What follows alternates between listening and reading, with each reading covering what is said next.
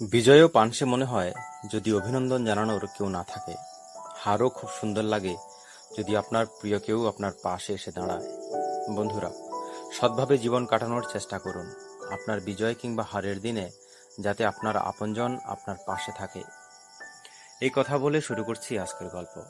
এই গল্পটা এক রাজ্যের রাজার, যার আছে একজন শরীফ ইমানদার মন্ত্রী। রাজা মন্ত্রীকে রাজ্যের অর্থনৈতিক কার্যভার দিয়ে রেখেছেন। এক কথায় বলা যায়, সেই মন্ত্রী সেই রাজ্যের অর্থমন্ত্রী ছিলেন। তিনি খুব সুষ্ঠুভাবেই অর্থনৈতিক দিক থেকে রাজ্যকে পরিচালনা করছিলেন।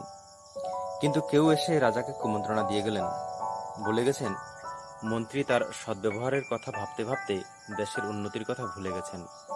রাজকোষে ধন সম্পদ বাড়ছে না, অনেক লোকসানে আছে দেশ। আপনি মন্ত্রীকে কেন বদলে দিচ্ছেন না? সেদিন ওই লোকটির কথা রাজা ইগনোর করলেন। কিন্তু কিছুদিনের মধ্যে তিনি দেখলেন সেই লোকটির কথাই ঠিক। মন্ত্রীর কারণে রাজ্যের কোষাগার লোকসানে চলছে। তিনি একদিন তাড়াহুড়ো সিদ্ধান্ত নিলেন, এই মন্ত্রীকে মন্ত্রীপদ থেকে সরিয়ে দিলেন। তারপর তিনি চিন্তা করলেন কাকে মন্ত্রী পদে বসানো যায়। সে রাজ্যের কোষাগারে আবার নতুন করে ধন সম্পদ রাখা যায়, কার মধ্যে সেই দায়িত্ববোধ আছে সেটা ভেবে তিনি এক যুবককে এই দায়িত্ব দিলেন। তার হিসেবে সেই যুবকই ছিল উপযুক্ত। নতুন যে যুবকটি মন্ত্রী হলো, সে জানতো কেন আগের মন্ত্রীকে সরানো হয়েছে এবং তাকে কেন মন্ত্রিত্ব দেওয়া হলো। তাই সে সবসময় চাইতো কি করে রাজার কোষাগার পূর্ণ করা যায় এবং কি করে রাজাকে খুশি করা যায়।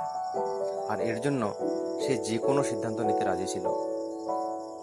সেই ছেলেটা প্রথম কার্যেই একটা ডিল করলো, যে রাজাকে খুব প্রফিট এনে দিল। রাজা এতে অনেক খুশি হয়ে গেছিল। তিনি ভাবলেন, এমন আরো কাজ চাই, আরো বেশি বেশি কাজ, এতে রাজকোষাগার খুব দ্রুত ভরে যাবে। সেই সময়ে সে রাজ্যে এক ঘোড়া ব্যবসায়ী এসেছিল। সে এক প্রস্তাব নিয়ে রাজদরবারে পৌঁছেছিল। তার কাছে 1000 ঘোড়া ছিল। সে রাজাকে বলল, মহারাজ, আমার কাছে 1000 ঘোড়া আছে। এই 1000 ঘোড়ায় আপনার ঘোড়াশালের জাঁকজমকতা বেড়ে যাবে। তখন সেই নতুন মন্ত্রী ভাবলেন, এটা একটা খুব সুন্দর সুযোগ। এখনই একটা নতুন ডিল করা যাবে, যাতে রাজা খুব খুশি হবেন। এত বড় সুযোগ হাতছাড়া করা যাবে না। মন্ত্রী তখন সেই ঘোড়া ব্যবসায়ীকে বলল, আমরা শুধু আপনার 1000 ঘোড়ার বিনিময়ে শুধু এক মুঠো চালই দিতে পারবো, এর চেয়ে বেশি কিছু নয়। এই কথাটা শুনে রাজা খুব খুশি হয়ে গেলেন। ভাবলেন, আশ্চর্য তো, এক মুঠো চাল দিয়েই এত বড় এক সওদা।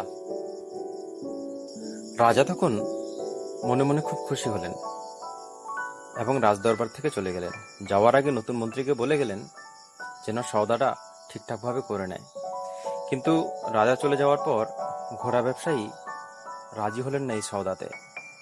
তাই তিনি বললেন, আমাকে আরো ভাবতে হবে। এই কথা বলে তিনি চলে যাচ্ছিলেন। তখন নতুন মন্ত্রী তাকে বললেন, তুমি এর চেয়ে ভালো কোনো সওদা এখানে পাবে না। আগামীকাল যখন আসবে 1000 ঘোড়া নিয়ে এসো, আর বিনিময়ে এক মুঠো চাল নিয়ে যেও। ঘোড়া ব্যবসায়ী মনের দুঃখে সরাইখানাতে চলে গেলেন। সেখানেই তার বিছানাপত্র লাগানো ছিল। সেখানে সন্ধ্যাবেলা একজন লোক এসে তাকে জানালো, এর আগে অন্য আরেক মন্ত্রী ছিল, যে খুব ভালো ব্যক্তি এবং বিচক্ষণ ছিলেন। সেই মন্ত্রীকে সরিয়ে এই নতুন যুবক ছেলেটি এই রাজ্যের নতুন মন্ত্রী হয়েছে। তখন সেই লোকটি ঘোড়া ব্যবসায়ীকে পরামর্শ দিল, আপনি বরং একবার পূর্বের মন্ত্রীর সঙ্গে দেখা করুন। সেই ঘোড়া ব্যবসায়ী সন্ধ্যের পর পুরাতন মন্ত্রীর কাছে গেলেন, তাকে সবকিছু খুলে বললেন। তখন পুরাতন মন্ত্রী তাকে পরামর্শ দিলেন, তুমি একবার এখন গিয়ে নতুন মন্ত্রীকে একটা উপহার দিয়ে আসো এবং অনুরোধ করো কাল রাজদরবারে যেন এক মুঠো চালের তাৎপর্য কি সেটা খুলে বলেন। পুরাতন মন্ত্রীর কথা মতো ঘোড়া ব্যবসায়ী নতুন মন্ত্রীকে উপহার দিলেন এবং এক মুঠো চালের তাৎপর্যের কথা আগামীকাল রাজদরবারে খুলে বলার জন্য অনুরোধ করলেন। পরের দিন যখন রাজা রাজদরবারে এলেন, তখন সেখানে ঘোড়া ব্যবসায়ী, পুরাতন মন্ত্রী, নতুন মন্ত্রী সবাই উপস্থিত ছিলেন। সেখানে ঘোড়া ব্যবসায়ী রাজাকে বললেন, মহারাজ, আমি যে আশা নিয়ে এসেছিলাম সে আশা তো সফল হলো না। আমি খুব ব্যথিত হৃদয় নিয়ে চলে যাচ্ছি। তবে যাওয়ার আগে আপনার রাজ্যে এক মুঠো চালের কি অর্থ সেটা জানতে চাইছি। রাজা তখন নিজেই জিজ্ঞাসার দৃষ্টিতে নতুন মন্ত্রীর দিকে তাকালেন, জানতে চাইলেন কি অর্থ এই এক মুঠো চালের। নতুন মন্ত্রী গতকাল সন্ধ্যায় ঘোড়া ব্যবসায়ী থেকে উপহার নিয়ে রেখেছিলেন। রাজাকে তো তিনি আগেই খুশি করে রেখেছেন, এবার সেই উপহারের কারণে ঘোড়া ব্যবসায়ীকেও তার খুশি করার প্রয়োজন ছিল। তখন নতুন মন্ত্রী বললেন, এক মুঠো চাল মানে আমাদের সমগ্র রাজ্য, অর্থাৎ রাজা, রাজদরবার, কোষাগার, রাজ্যের প্রজা এবং সমগ্র প্রাণী। তার এই কথায় সবাই উপস্থিত সকলে অট্টহাসিতে হাসতে লাগলো এবং সবাই বলতে লাগলো, আমাদের রাজ্যের মূল্য এই মন্ত্রী এক মুঠো চাল দিয়ে মাপ করলেন। রাজা তখন নতুন মন্ত্রীর মনোভাব বুঝতে পারলেন না এবং অনুভব করলেন পুরাতন মন্ত্রীকে সরিয়ে নতুন এই যুবককে মন্ত্রী বানানোটা কতটা ভুল হয়েছে। তখন রাজা নতুন এই মন্ত্রীকে সরিয়ে দিয়ে পুরাতন মন্ত্রীকে আবার মন্ত্রী পদে নিযুক্ত করলেন। পুরাতন মন্ত্রীপদ পেয়ে সেই ঘোড়া ব্যবসায়ীর সঙ্গে সওদা করলেন। সেই সওদাতে রাজা খুশিও হলেন। গল্পটি খুব ছোট হলেও একটা খুব সূক্ষ্ম শিক্ষা আছে এর ভেতর। এখানে দেখা যায় নতুন মন্ত্রীটি সবাইকে খুশি করার চেষ্টা করত এবং এই কারণে তিনি খুব বড় ভুল সিদ্ধান্ত নিচ্ছিলেন, যেটা তার এবং রাজ্যের জন্য বিপদ ডেকে আনত। তাই যখন আপনি সবাইকে খুশি করতে যাবেন, তখন দেখা যাবে শেষমেশ আপনি অনেক বড় লোকসান করে বসেছেন। মনে রাখবেন, আপনি পৃথিবীতে একই সময়ে সবাইকে খুশি করতে পারবেন না।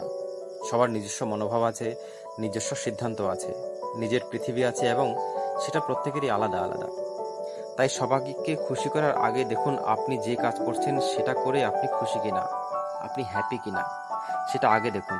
আপনি খুশি হলে দেখবেন পৃথিবীর সকল মানুষকে আপনি আপনার মতো করে নিজের মনোভাব ব্যক্ত করতে পারছেন। সেই কাজটি করুন যে কাজটি করে আপনি সবচেয়ে বেশি আনন্দ পান। সেই লক্ষ্যে স্থির থাকুন, যে লক্ষ্য আপনাকে ভবিষ্যতের রাস্তা দেখায়।